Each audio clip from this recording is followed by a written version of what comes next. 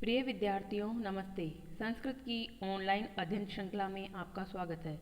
मैं डॉक्टर सत्यमुदिता स्नेही, सहायक आचार्य संस्कृत, आज आपके सम्मुख एक बार पुनः उपस्थित हूँ। हम किरातार्जुनीयम महाकाव्य के प्रथम सर्ग का अध्ययन कर रहे हैं। इस महाकाव्य के लेखक भारवी हैं। हमने अब तक 21 पद्यों का अध्ययन कर लिया है। आज हम 22वां पद्य पढ़ते हैं। देखिए स्क्रीन पर। स यौवराज्ये नवयौवनुद्यतं विदाय दुःशासनमिद्धशासन मखेष्वखिन्नोऽनुमतः पुरोदशा धिनोति हव्येन हिरण्यरेतसं धिनोति हव्येन हिरण्यरेतसम्। इस पद्य में कवि वनेचर के माध्यम से क्या कहलवाना चाह रहे हैं, कहना चाह रहे हैं कि उस दुर्योधन ने न केवल जनता को खुश किया है परंतु अब वह अपने धार्मिक कार्यों को करके देवताओं को भी प्रसन्न कर रहा है। देवताओं के सामने या प्रजा के सामने भी अपनी धार्मिक छवि पेश करता है। तो जब अगर दुर्योधन चला जाएगा यज्ञ वगैरह करने तो पीछे से राजपाट कौन देखेगा, तो राजपाट के लिए उसने अपने छोटे भाई दुशासन को युवराज घोषित कर दिया है और उसको राजपाट संभला के पुरोहितों की आज्ञा अनुसार यज्ञों में हवि वगैरह का विधान कर रहा है, यानी कि यज्ञ देवता को अग्नि देवता को प्रसन्न कर रहा है। और अग्नि देवता जब प्रसन्न होते हैं तो अन्य देवताओं तक भी इच्छित हवि पहुंचती है और सारे देवता प्रसन्न हो जाते हैं। तो अन्वय पे देखिए, हिरण्यरेतसम धिनोति, धिनोति मुख्य क्रिया है यानी प्रसन्न करता है। हिरण्यरेतसम यानी अग्नि को, अग्नि देवता को, ये पर्यायवाची है, आपको याद रखना पड़ेगा। अग्नि देवता का, अग्नि शब्द पुंलिंग में होता है, अग्नि देवता का पर्यायवाची हिरण्यरेतसम। धिनोति यानी प्रसन्न करता है। स यानी वह दुर्योधन, वह दुर्योधन अग्नि देवता को प्रसन्न करता है। और वह है कैसा? इद्ध शासन है। इद्ध का मतलब होता है अप्रतिहत, यानी कि जिसका उल्लंघन न किया जा सके ऐसा शासन, यानी जिसकी आज्ञा को माना ही जाता है। जैसे ही वो आज्ञा देता है लोग बाग उसकी आज्ञा को मानते हैं।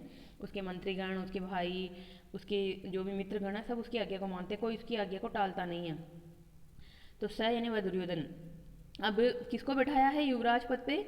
नव यौवन उद्यतम दुशासनम यौवराज्ये निधाय। नव यौवन से, नवीन जवानी से, उद्यत, उद्यत मतलब जिसमें गर्व है, घमंड है कि नवीन नवीन जवानी का जोश है, ऐसे दुशासनम, दुशासन को, यौवराज्य, युवराज के पद पर, निधाय बिठा करके, पुरोधसा अनुमत है, पुरोहितों की अनुमति के अनुसार, पुरोहितों की राय के अनुसार, आज्ञा के अनुसार, अखिन्न, अखिन्न का मतलब होता है न खिन्न इति अखिन्न, यानी कि दुखी ना होकर, यानी मन से, सिर्फ दिखावे के लिए नहीं कि हवि करने बैठे और हम ओ स्वाहा स्वाहा बोले जा रहे हैं और मन में भाव ही नहीं है वैसे, तो दुखी ना होकर के, यानी खुशी दिखाता हुआ, खुशी से, सन यानी होते हुए, मखेशु यानी यज्ञों में, हव्येन हवि सामग्री के द्वारा, हवि आपको पता है यज्ञों में जो भी घी, तिल, तंडुल, गुड़ वगैरह जो भी उसमें चढ़ाया जाता है उसको हवि सामग्री कहते हैं। उस हवि सामग्री के द्वारा अग्नि को प्रसन्न कर रहा है। अग्नि देवता को प्रसन्न करते हैं क्योंकि आप कोई सा भी यज्ञ करो सबसे पहले अग्नि प्रज्वलित करते हो और अग्नि में ही सब कुछ डालते हो और अग्नि को ही ये इनका देवताओं का पुरोहित कहा जाता है, वही उनके यज्ञ में दी गई सामग्री को भगवान तक पहुंचाता है। तो अग्नि देवता प्रसन्न हो गए तो वो अपना काम अच्छे प्रकार से करेंगे और सारे देवता प्रसन्न हो जाएंगे। तो अनुवाद पे देखिए, वनेचर दुर्योधन की धार्मिक प्रवृत्ति का वर्णन करता हुआ कहता है, सफल आदेश वाला वह राजा दुर्योधन नई जवानी से उद्यत बने हुए दुशासन को युवराज पद पर नियुक्त करके, जहाँ मैं रुकती हूँ वहाँ पर आप भी रुकिए और उसको वहीं तक समझिए श्लोक को। पुरोहित की अनुमति के अनुसार, यानी पुरोहित की राय के अनुसार, निरालस बना हुआ, यानी अखिन्न शब्द का मतलब है आलस नहीं है, किसी तरह का कोई दुख नहीं है, किसी तरह का कोई झुंझलाहट नहीं है, थकान नहीं है, तो आलस रहित या दुख से रहित होकर के मखेशु यज्ञों में, हव्येन हवि के द्वारा, तृतीय विभक्ति एक वचन है, हिरण्य रेतसम यानी अग्नि को, धिनोति यानी तृप्त कर रहा है, तृप्त कर रहा है यानी प्रसन्न कर रहा है। वंशस्थ छंद है ही इसमें। अनुप्रास अलंकार तो आपको नाम दिखाया गया है, बाकी आप पहचान सकते हैं कहाँ कहाँ अनुप्रास है। देखो पहले पाद में यौव राज्य नव यौवनोद्यम, यौव य और व, फिर यौवनोद्यतम य और व, यहाँ पर हो गया। दुशासन मिद्ध शासन है, शासन शासन 2 बार आया सेम, यहाँ पर भी आपका अनुप्रास अलंकार हो गया। नीचे चलोगे आप, मखेश्व खिन्नो ख ख आ गया। धिनोति हव्वेन हिरण्य रेतसम, यहाँ पर हव्वेन हिरण्य रेतसम ह ह। क्रमशः पास पास में ही व्यंजनों की रिपीटेशन आवृत्ति होती है, वहाँ अनुप्रास अलंकार होता है। अनुप्रास है शब्द साम्यम वेशम्य अपि स्वरस्य, लक्षणों को याद कर लीजिए बिल्कुल ही। तो इसमें आपने क्या देखा, इसका अब भावार्थ और क्या लिख सकते हैं आप कि ये जो दुर्योधन है वह सदाचार का आश्रय लेकर न्यायपूर्वक राज्य करता है, और राज्य करता हुआ न केवल वो प्रजा को ही खुश करता है अपितु वह यज्ञों का आयोजन करके देवताओं को भी प्रसन्न कर रहा है। आजकल उसने अपने समस्त राज्य कार्य संपन्न करके उसकी देखभाल के लिए अपने युवा भाई जवान भाई दुशासन को युवराज पद दे दिया है, और वह पुरोहित की राय के अनुसार यज्ञ करता रहता है। भावार्थ यही है कि वह इस लोक को भी साध चुका है, साध रहा है, और दूसरे लोगों को भी साधने की कोशिश कर रहा है कि उसकी भी ख्याति इसी प्रकार से फैले साम्राज्य में कि जैसे युधिष्ठिर बहुत धार्मिक राजा थे वैसे ही दुर्योधन भी बहुत धार्मिक राजा है। तो जो पीछे एक आया था पंक्ति, वरम विरोधो अपि समम महात्मा भी, महात्माओं के साथ विरोध भी श्रेष्ठ है, तो ये उसी की प्रतिकार करने में युधिष्ठिर धार्मिक प्रवृत्ति का है, तो ये भी अपने आप को धार्मिक प्रवृत्ति का दिखाना चाह रहा है। ये आपका श्लोक में हुआ अर्थ। अब हम ग्रामर देखते हैं। तो देखिए ग्रामर क्या है, इद्ध, इद्ध में इंध धातु त प्रत्यय है। उद्यत, उद्यत में उद उपसर्ग हन धातु त प्रत्यय है। अब ये शब्द युवराज्य शब्द को देखिए, युवराज, युवराज किसे कहते हैं, युवा च असौ राजा इति युवराज है, ऐसा राजा जो युवा हो वही युवराज होता है। और फिर युवराजस्य भाव है युवराज्यम, युवराज होने का भाव ही युवराज्य का कहलाता है। तो युवराज का मतलब ही ऐसा है कि राजा जब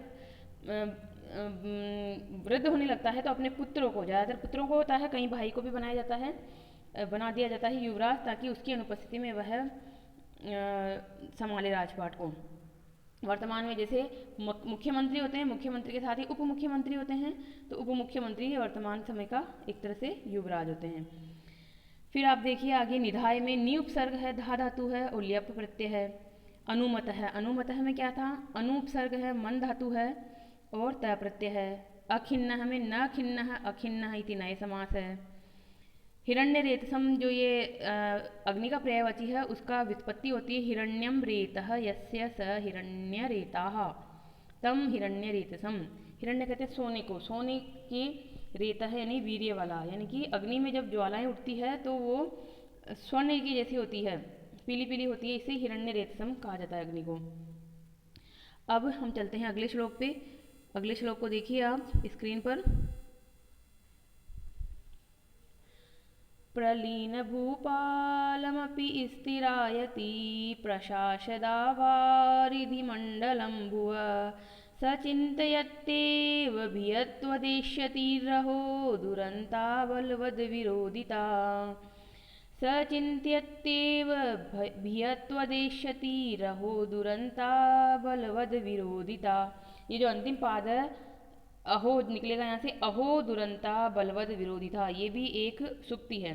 सुक्ति होने की वजह से यहाँ अर्थांत न्यास अलंकार है, और अर्थांत न्यास अलंकार में क्या होता है, सामान्य कथन का विशेष से समर्थन होता है। तो इस सुक्ति जो कि एक सामान्य है, सामान्य से श्लोक में कहे गए विशेष अर्थ का समर्थन करने से यहाँ पर अर्थांत न्यास अलंकार है। तो आप इसको अच्छे से याद कीजिएगा। व्याख्या भी आती है कई बार सुक्ति की, अहो दुरंता बलवद विरोधिता, ये इसका सार हम पहले इसी को समझ लेते हैं। अहो यानी महान आश्चर्य है, बलवद बलवान के साथ, विरोधिता विरोध, दूर अंता बुरे परिणाम वाला होता है, दूर यानी बुरा, अंता यानी अंत वाला होता है, बुरे परिणाम वाला होता है। कैसे होता है इस श्लोक में इसकी पुष्टि की जा रही है सुक्ति की, कि देखिए प्रलीन भूपालम स्थिरायति भुवः, प्रलीन भूपाल, भूपाल का मतलब राजा, लीन मतलब रहित, और कैसे राजा, शत्रु राजा, शत्रु राजाओं से रहित, यानी कि उसके राज्य में अब कोई शत्रु नहीं बचा है दुर्योधन के राज्य में। स्थिरायति भुवः मंडलम, स्थिरायति, स्थिरायति का क्या मतलब है, स्थिर, सदा स्थिर रहने वाली, स्थिर प्लस आयति, आयति मतलब भविष्य में भी स्थिर रहने वाली। भुव मंडलम पृथ्वी मंडल, पृथ्वी का पूरा मंडल यानी गोलाकार रूप में जो पृथ्वी है वह आवारिधि प्रशासत। आवारिधि, वारिधि यानी पानी, वारी यानी पानी, धी यानी समुद्र। वारिधि, वारी को जो धारण करता है अर्थात समुद्र, और आ यानी तक, समुद्र तक। समुद्र पर्यंत प्रशासत अपि, शासन करता हुआ भी, अपि यानी भी, स वह, त्वत तुमसे यानी आपसे। वनेचर कह रहा है, किसको कह रहा है? युधिष्ठिर को कह रहा है कि आपसे। तो हम शाब्दिक अर्थ तो तुम निकलेगा, पर ब्रैकेट में देखो लिखा हुआ है अनुवाद में आपसे। एष्यति आती हुई, प्राप्त होती हुई। भीय यानी भय, चिंताएं जो भी है, तो आपसे आती हुए भयों को। चिंतयति एव, सोचता ही रहता है, विचार ही करता रहता है। मतलब कि कहना क्या चाह रहे हैं? कहना ये चाह रहे हैं कि उसके शत्रु तो समाप्त हो गए हैं और उसका साम्राज्य भी बहुत स्थिर है, समुद्र पर्यंत शासन कर रहा है वो, समुद्र इसकी रक्षा का सीमाएं, तो सीमाओं पर आक्रमण का किसी प्रकार का डर नहीं है। पर फिर भी वह आपसे आते हुए भय को, आप मतलब युधिष्ठिर और युधिष्ठिर के छोटे भाई जो हैं उनसे आते हुए भय को, उसके दिमाग में हमेशा ये भय बना रहता है कि कभी भी युधिष्ठिर, अर्जुन, भीम, नकुल, सहदेव ये आएंगे और अपना ये राज्य छीन लेंगे, मेरी हत्या कर देंगे, कुछ भी कर देंगे। तो इस तरह के भय को उसके दिमाग में हमेशा आता रहता है वो भय। स चिंतयति एव, वह सोचता ही रहता है। अहो बलवद विरोधिता दुरंता, अहो महान आश्चर्य है, बलवद विरोधिता, बलवान के साथ विरोध करना, दुरंता बुरे परिणाम वाला होता है। अब इससे इस दुरंता शब्द से भावी झलक भी मिलती है कि महाभारत का युद्ध आपको पता है कि कितने बुरे परिणाम वाला हुआ था। किसके लिए?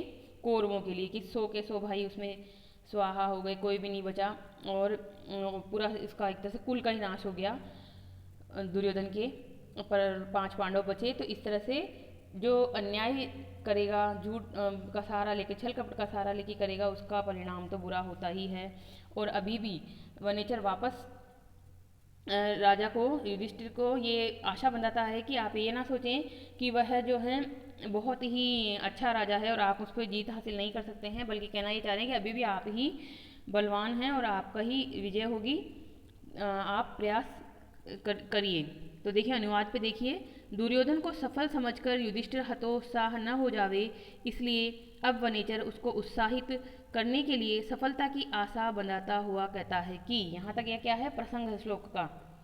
अब आप इसका शब्द से अनुवाद यहाँ से, प्रतिपक्षी राजा लोगों का जिसमें नाश कर दिया गया, ऐसे समुद्र पर्यंत के चिरस्थायी भूमंडल का प्रशासन करता हुआ भी वह दुर्योधन तुझसे यानी आपसे, वनेचर कह रहा है युधिष्ठिर को कि आपसे प्राप्त होने वाले भय का विचार करता ही रहता है। अहो बलवान के साथ विरोध करने का फल बुरा ही होता है।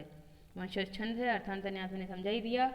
ग्रामर की दृष्टि से इसमें देखिए आप, प्रलीन, प्रलीन में क्या है? प्र उपसर्ग है, ली धातु है, त प्रत्यय है, त को न हो जाता है तो यहाँ पे प्रलीन हुआ। फिर भूपालम अपि, ये तो वर्ण संयोग है केवल, और भुव है, भुव में क्या है? भू धातु से क्विप प्रत्यय है। और यहाँ शब्द देखिए प्रशासत आवारिधि, यहाँ पर भी वर्ण संयोगी है, प्रशासत आवारिधि। चिंत्यति एव, यहाँ पे कौन सी संधि है? यण संधि। चिंतयति एव, सोचता रहता है। भीय है, स का हो जाएगा विसर्ग, भीय है। त्वत एष्यति, फिर र का भी हो जाएगा विसर्ग और पीछे निकलेगा अहो, तो भीय है त्वत एष्यति अहो। फिर दुरंता, दुर अंतः, बलवद विरोधिता। तो इस प्रकार से विग्रह हुआ। और प्रशासक में क्या है? प्र उपसर्ग पूर्वक शास धातु से क्षत्रि प्रत्यय, क्षत्रि प्रत्यय किस अर्थ में आता है? करने, करते हुए अर्थ में, शासन करता हुआ। फिर आगे देखिए बलवद, बलवद में क्या है?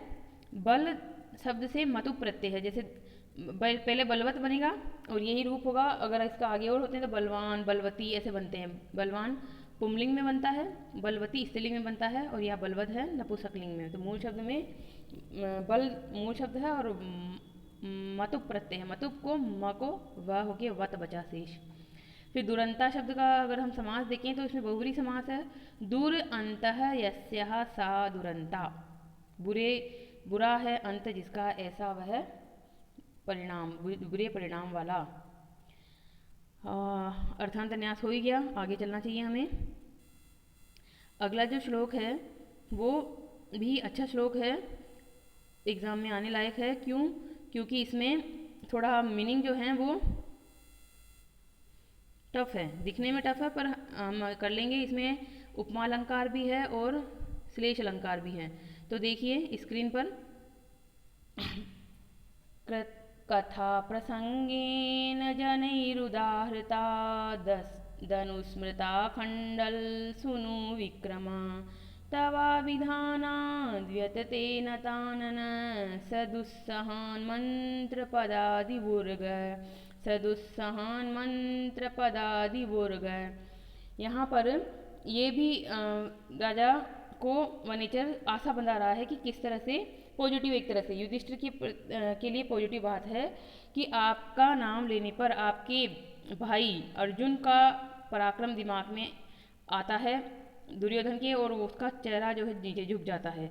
नीचे चेहरा झुकने पर उसकी स्थिति उसी प्रकार होती जैसे जब कोई जो विष वेद्य को जानने वाले जो ओझा वगैरह होते हैं, सर्प के विष को दूर करने वाले जो होते हैं विष वेद्य, वो गरुड़ के नाम लेते हैं, गरुड़ का नाम लेते हैं। गरुड़ का नाम लेते ही सांप का फन नीचे हो जाता है और वो दुखी हो जाता है। उसी प्रकार से यहाँ पर अर्जुन का नाम दिमाग में आता है, आपका नाम दिमाग में आता है, और अर्जुन का पराक्रम सोचकर वो जो दुर्योधन है वह दुखी हो जाता है।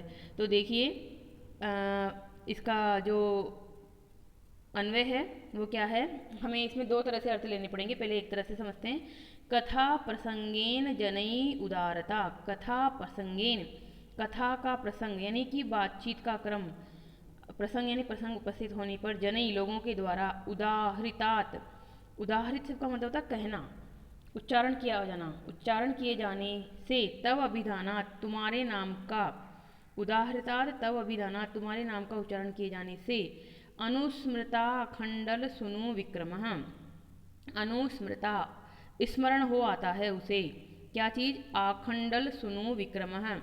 आखंडल का मतलब होता है इंद्र, सुनु यानी पुत्र, और विक्रम यानी पराक्रम। इंद्र के पुत्र, इंद्र का पुत्र अर्थात अर्जुन का विक्रम यानी पराक्रम। अब यहीं पर रुकना होगा आपको कि अर्जुन को इंद्र का पुत्र क्यों कहा जाता है। आपको पता होगा कि ये जो पांचों पांडव थे ये अलग अलग देवताओं के अंश थे, और ये जो स्वाभाविक जनन क्रिया होती है उससे उत्पन्न नहीं हुए थे, अपितु इनकी माता कुंती ने इनको अपने वरदान का प्रयोग करके अलग अलग देवताओं का स्मरण करके प्राप्त किया था, जिसमें धर्मराज युधिष्ठिर से धर्मराज युधिष्ठिर जो कहा जाता है युधिष्ठिर को, वो उसका मतलब है कि धर्मराज जो धर्म के राजा हैं उनके पुत्र हैं युधिष्ठिर। तो धर्मराज युधिष्ठिर का मतलब यही है कि धर्म नाम के देवता के पुत्र युधिष्ठिर, वायु देवता के पुत्र है भीम, इंद्र देवता के पुत्र हैं अर्जुन, और अश्विनी देवता होते हैं एक जो युगल देवता होते हैं, तो उनके पुत्र हैं कौन, नकुल और सहदेव। तो इस प्रकार से ये पांच पुत्र, पांच पांडव, पांच देवताओं के अंश हैं। तो यहाँ पर इंद्र के पुत्र अर्जुन के पराक्रम को याद करके क्या करता है, नताननः सह, नत आनन झुके हुए चेहरे वाला, सह वह दुर्योधन, दुसहात मंत्र पदात उर्गा इव, दुसहनीय कठिनता से सहन करने योग्य, मंत्र पदात मंत्र पदों का, मंत्र जो बोलते हैं वो विश्ववेद्य मंत्र बोलते हैं, तो मंत्र पदों का के उर्गा इव सर्प के समान व्यतते दुखी हो जाता है। उर्ग कहते हैं सांप को, इव यानी उपमा अलंकार है, सांप के समान दुखी हो जाता है। यानी कि इसमें आपको और मैं अच्छे से क्लियर करूँगी कहानी की किस तरह से है। अब इसमें दूसरा अब हमें अर्थ लेना पड़ेगा। कथा प्रसंगेन जनई उदारता। कथा के प्रसंग से, कथा का प्रसंग का क्या मतलब है कि कभी सांप ने डस लिया या सांप घर में आ गया कहीं, तो ऐसा प्रसंग उपस्थित होने पर जनई उदारता, जनई यानी जो विश्ववेद्य या मदारी कर सकते हैं वर्तमान समय में, जैसे मदारियों को तो नहीं होता इतना ज्ञान, विश्ववेद्य होते थे प्राचीन जमाने में, विश्ववेद्य होते थे, वो सांप को अपने वश में करने के लिए, पकड़ने के लिए बहुत अच्छे अच्छे मंत्रों का प्रयोग करते थे। तो उन मंत्रों का प्रयोग करने से तव अभिधानात, तो तव एक बार तो युधिष्ठिर के लिए आया, अब यहाँ पर तव का मतलब है त और व। त मतलब ताक्ष और व मतलब वासुकी। ताक्ष और सर्पराज वासुकी के नाम को अनुस्मृतात आखंडल सुनो विक्रम है, इसको भी हमें तोड़ना पड़ेगा। अनुस्मृत यानी याद करके, आखंडल यानी कि इंद्र के, सुनु, सुनु पहले आया था भाई पुत्र, अब आएगा भाई। सुनु का एक और अर्थ होता है छोटा भाई। तो इंद्र के छोटे भाई अर्थात कौन है इंद्र के छोटे भाई? विष्णु। विष्णु का एक नाम और भी आप जानते होंगे, उपेंद्र। उपेंद्र का शाब्दिक मीनिंग ये होता है कि जो इंद्र से छोटा है, यानी कि कहा जाता है उन्हें, विष्णु को इंद्र का छोटा भाई कहा जाता है। उसके विक्रम, वी यानी विहग, विहग यानी पक्षी के क्रम यानी कि क्रम, पैर रखने का जो आक्रमण करने का जो तरीका है उसको अनुस्मृत याद करके, यानी कि इंद्र के छोटे भाई अर्थात भगवान विष्णु के वाहन जो गरुड़ देवता हैं, वो एक पक्षी हैं, उस पक्षी का आक्रमण को याद करके नतानन झुके हुए फण वाला जिस प्रकार से सांप होता है, उसी प्रकार से यह जो दुर्योधन है वह आप लोगों का, आपका और आपके भाइयों का पराक्रम कभी भी बोला जाता है जनता के बीच में, तो ये दुखी हो जाता है कि इस प्रकार का भीम, इस प्रकार का अर्जुन। तो यहाँ पे कहना क्या चाह रहा है दुर्योधन, अनुवाद में देखिए, देखो इसमें सारी बात लिखी हुई है। दुर्योधन की सब चेष्टाएं गुप्त रहती है, तो भी दूत के द्वारा उसका डरा हुआ रहना कैसे जान लिया गया? यह बात वह स्वयं दूत बताता है कि बातचीत के प्रसंग में लोगों के द्वारा उच्चारण किए हुए तुम्हारे नाम से इंद्र के पुत्र अर्जुन के पराक्रम का स्मरण करके नीचा मुख किया हुआ वह दुर्योधन विश्व वेद्यों में श्रेष्ठ पुरुषों से उच्चारण किए हुए ताक्ष और सर्पराज वासुकी के नाम से इंद्र के छोटे भाई अर्थात भगवान विष्णु के पक्षी यानी वाहन गरुड़ के आक्रमण का स्मरण करके दुस्सह मंत्र पद से नत मुख बने हुए सर्प की तरह व्यतीत हो जाता है। यानी कि आपको पता होगा कि सांप और गरुड़, गरुड़ मतलब गिद्ध, इन दोनों में स्वाभाविक वेर होता है, स्वाभाविक दुश्मन है। जहाँ कहीं सांप नीचे ज़मीन पे होता है, गरुड़ यानी कि गिद्धराज जो हैं वो ऊपर से ही देख लेते हैं कि नीचे सांप, और जीवित को ही उसको ले जाते हैं झपट्टा मार के वहाँ से उठा के और अपना भोजन बना लेते हैं, खा लेते हैं उसको। तो सांप गरुड़ का नाम सुनते ही, क्योंकि जब जो भोपा होते हैं, जो विष वैद्य होते हैं, वो विष को उतारने के लिए, सांप ने कभी डस लिया तो उस विष को उतारने के लिए उन मंत्रों का प्रयोग करते हैं जिसमें गरुड़ का नाम आता है। तो उसको सुनकर ही दुखी हो जाता है सांप, और विष कई बार ऐसा होता है कि जिस सांप ने डसा है वही सांप वापस आके अपना विष चूस लेता है और इंसान जीवित हो जाता है। एक प्रसंग तो इसका ये है। दूसरा ये है कि कोई सांप है जो किसी घर में आके छुप के कहीं बैठ गया है कोने में, या कहीं पे भी ऐसी गुप्त जगह छुप गया है कि निकल नहीं रहा है। अब घर वाले बुलाते हैं विष वैद्यों को, तो विष वैद्य आके तांत्रिक की भांति, जैसे तांत्रिक भूत भगाते हैं, वैसे विष वैद्य आके उस सांप को बाहर निकालेंगे। तो वह किसका प्रयोग करेंगे? मंत्रों का प्रयोग करेंगे। उन मंत्रों में गरुड़ देवता के नाम वाले मंत्र होते हैं बहुत, तो वो नामों को सुनकर ही वो सांप जो है डर जाता है और झटपटा के कहीं से बाहर निकलता है या उस घर को छोड़ के दूर चला जाता है। तो उसी प्रकार से यहाँ पर ये जो दुर्योधन है वो आपका नाम लेते ही आपके छोटे भाई अर्जुन का पराक्रम दिमाग में लाता है और दुखी हो जाता है, क्योंकि उसे पता है कि अर्जुन शेष धनुधर है, मैं उसे नहीं हरा सकता। यह सोचकर ही उसने उनको सबको छल में हराया और सारा राजपाट उसका छीन लिया। और इसने पहले भी कई बार अर्जुन और भीम से सामना हुआ था, लाक्षागृह वगैरह में भी इसने उनको मरवाने का प्रयास किया था। इतना ये दुष्ट प्रवृत्ति का है, पर फिर भी ये पीछे वाले श्लोक में आपने देखा कि यज्ञ वगैरह कर रहा है, अपनी मूल प्रवृत्ति को छुपाते हुए ये दिखावे वाली प्रवृत्ति, धार्मिक प्रवृत्ति दिखाना चाह रहा है। तो ये सिर्फ जनता का मन जीतने के लिए दिखावा कर रहा है। तो इसमें यही कहना चाह रहे हैं वनेचर कि आप अभी भी पराक्रमी हैं, आपके पांचों भाई, आप और आप सहित जो चारों भाई और आप पांचों मिलकर भी उसको मतलब उसके लिए भारी ही हैं, आप भारी ही होंगे। तो आप हतोत्साहित ना हो, आपको प्रयास करना चाहिए। वंशस्थ इसमें छंद है। और यहाँ देखिए अलंकार क्या है, यहाँ पर श्लेष से अनुप्राणित उपमा अलंकार है। श्लेष शब्द कहाँ होता है? श्लेष अलंकार भी आपने पढ़ रखा है, लक्षण यहाँ भी लिखा हुआ है। श्लेष्टई पदई अनेकार्थाभिधाने श्लेष इष्यते। श्लिष्ट पदों के द्वारा, चिपके हुए पदों के द्वारा अनेक अर्थों का अभिधान, शब्द एक ही यूज करेंगे पर उससे अनेक अर्थों का अभिधान हो जाए तो उसे श्लेष कहा जाता है। जैसे कि यहाँ पर क्या हुआ, यहाँ पर है हमारा आखंडल, सुनु, विक्रम इत्यादि शब्द। तो इस तरह से हमारा ये हुआ। उपमा अलंकार आपको कहाँ मिलेगा? उपमा अलंकार है इसमें इसमें सांप के समान जो उर्ग है यू कहा, उसमें ग्रामर भी हम देख लेते हैं क्योंकि ये श्लोक एग्जाम में आने के लिए बहुत इंपॉर्टेंट है। आप इस पर थोड़ा प्रयास करेंगे, अच्छे से प्रैक्टिस करेंगे इसकी। उदाहरितात, उद उपसर्ग है, आ भी उपसर्ग है, ह्री धातु से है आपका त प्रत्यय। उसके बाद क्या है अनुस्मृत, अनुस्मृत में क्या है अनुपसर्ग स्मृति धातु है, त प्रत्यय है। नत नतानन है, आनन है शब्द कल भी आया था, आनन का मतलब था मुख। नतम आननम यस्य से नतानन है। और नत शब्द कैसे बना खुद, नम प्लस त प्रत्यय से बना।